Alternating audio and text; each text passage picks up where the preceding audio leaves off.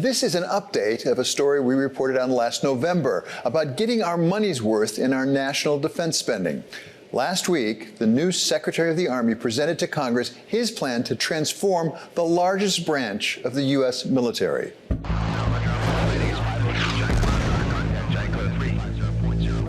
The system is broken, but nobody felt like they had the power to change it. Dan Driscoll is the Secretary of the Army serving in Trump's current administration, which plans to redirect 8% or $50 billion of non-lethal Defense Department spending to innovative weaponry. With President Trump's leadership and his kind of incredibly high risk tolerance, we were empowered and given the top cover to basically go fix the things that are broken. And so fundamentally what Army Transformation Initiative, what we call ATI, is it does four things. So the first bucket of things that it does is it looks at our obsolete equipment and processes and the things that have led to bad outcomes, and we stop buying those things. And so some examples of that are Humvees. We have Gray Eagles, which are big, large drones that have been around for decades, and they just don't fit on the modern battlefield. And a robotic combat vehicle, an RCV, it's an exquisite $3 million piece of equipment that can be taken out by an $800 drone. The math just doesn't work. Bucket two is what has led to the types of contracts that have gotten us into these outcomes that we don't want. So in some instances, we have given away our right to repair our own equipment. We would see this exquisite equipment sitting on the sidelines for 8 or 12 months at a time, and our soldiers could 3D print the $2 to $20 part to get it back in the game. Bucket three is essentially taking the savings from cutting the obsolete equipment and recycling it to the things we know we need. Modern warfare is going to be a mixture of autonomous vehicles and drones and data. It's buying all of that equipment and really just giving us a command and control layer for the modern battlefield. And then bucket four is the bloat. We have just too many people up in our leadership. And so we're going to do things like cut 1,000 people from the Pentagon. We're going to push those soldiers that are stuck up here pushing paperwork around. We're going to get them back in helmets, get them back in formations to do the jobs that they actually signed up wanting to do. Those who know have been calling for changes like these for a long time. Former U.S. Deputy Secretary of Defense John Hamre says the Pentagon's failure to adapt compromises its ability to fight. We are not well organized for sustained long-term conflict. It would really be a strain for us to manage a 3-year war. We tend to buy too few weapons for long-term warfare. Our industrial base is sluggish. It's not that the companies aren't willing to produce, but the government isn't willing to give them resources for surge capacity. We could fight a terrific short-term war, but if we had a prolonged war, it would be a challenge. I think there are two problems. One is that we're not spending enough, and two is that we're not spending wisely enough. Amy Ziegart is a senior fellow at the Hoover Institution. Our overall defense budget has a yawning gap with the capabilities that this nation needs to advance national interests. At the same time, we need to be spending money on low-cost, high-tech, affordable, unmanned systems and other capabilities. There's been a lot of discussion about doing that in the Pentagon, a lot of discussion about doing that in Congress, but those kinds of systems are still rounding dust in the Pentagon budget compared to where we need to be. This is the most dangerous and the most complicated threat landscape the United States has faced since 1945. We have great power competition with China and Russia, and then there's Iran and North Korea. And we also have non-state actors. Terrorist threat levels are increasing again, and they're enabled by new technologies, which are spreading rapidly. It's a very demanding landscape. The United States Defense Department is having to do more, and our budgets have not kept pace with the threat landscape. So as a percentage of GDP, the U.S. government is spending half as much today on defense as we did in the 1980s.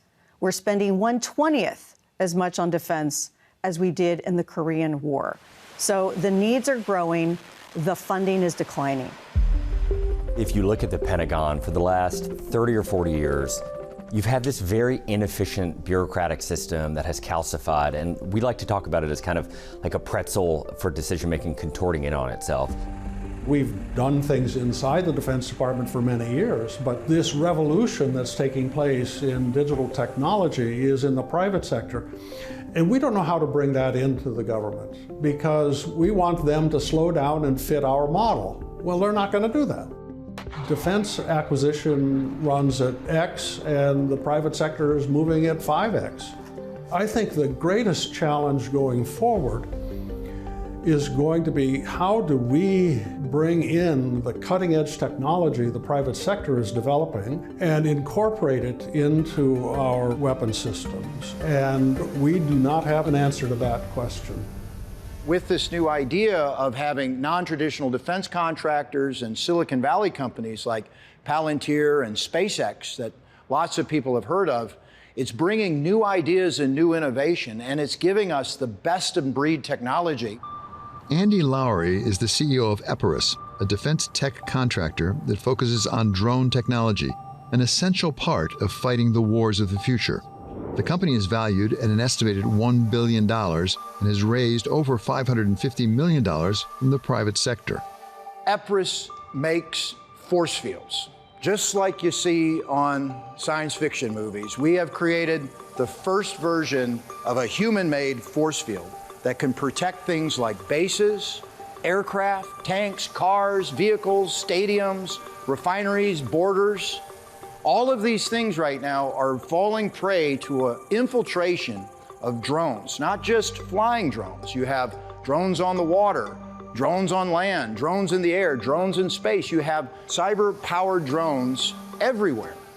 Enter Epirus. Epirus, with our force fields, can now line up right at an edge of a fence and knock everything down like there's a wall of energy that anything that comes into falls to the ground and is rendered useless. Epirus delivered counter-drone technology to the Navy as recently as March. The goal of their Leonidas system is to take down drones. These force fields will prevent massive attacks because we can only make dozens of missiles a month as a country. They can make tens of thousands of drones per month, thousands of drones per month. That ratio doesn't work. We'll never keep up. We'll lose to the attrition, the war of attrition, unless we come up with what? Force fields. If we put force fields up, then those drones doesn't matter. 10, 100,000, just rack it up the cash book because every one of those is 10K, 15K, and you're losing them one again, and again. So we actually flip this whole paradigm over on its head and cause them to have to say, now what are we going to do? Do we still want to fight fights with drones and just risk them getting lost to these new systems? We've kind of grown a little comfortable, I would say, in the way that we've been fighting this sort of war of deterrence. But now enter this new age of consumer electronics, highly distributed, highly networked. No one single thing can do that much damage, but when you add hundreds and put them in a swarm configuration, it's the new way that wars are being fought, and it's confounding our Defense Department. And they need help.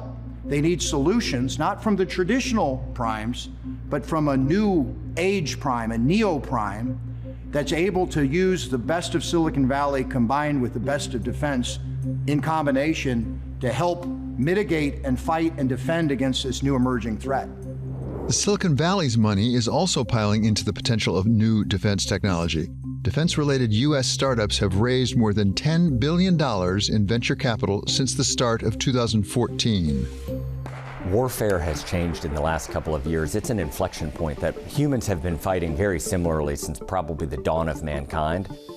You didn't have things like autonomous vehicles, you didn't have things like generative AI, you didn't have drone swarms that could be using such cheap equipment. Russia, we think, has manufactured 1 million drones in the last 12 months. That just fundamentally alters how we have to think about these things. And so what we've tried to do is start to include our partners much earlier in the process. We are hopeful that our Army Transformation Initiative will be a renaissance for the defense industrial base, small and medium businesses.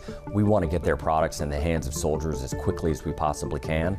The larger primes that have been around for a while, they have served a function. They will likely, some of them at least, will continue to serve a function for the United States Army, but we can no longer allow them to take 5 or 10 years where we just pay for the innovation that we as a nation need. And so specifically what we are doing is, as an example, we were out on the West Coast with a company that does the autonomous software for a lot of vehicles in the United States, and we asked them, have you done this with any military vehicles? And they said, no, absolutely not. The process is miserable. It takes 2 years. We have to go through all these requirements. We just can't do it as a company.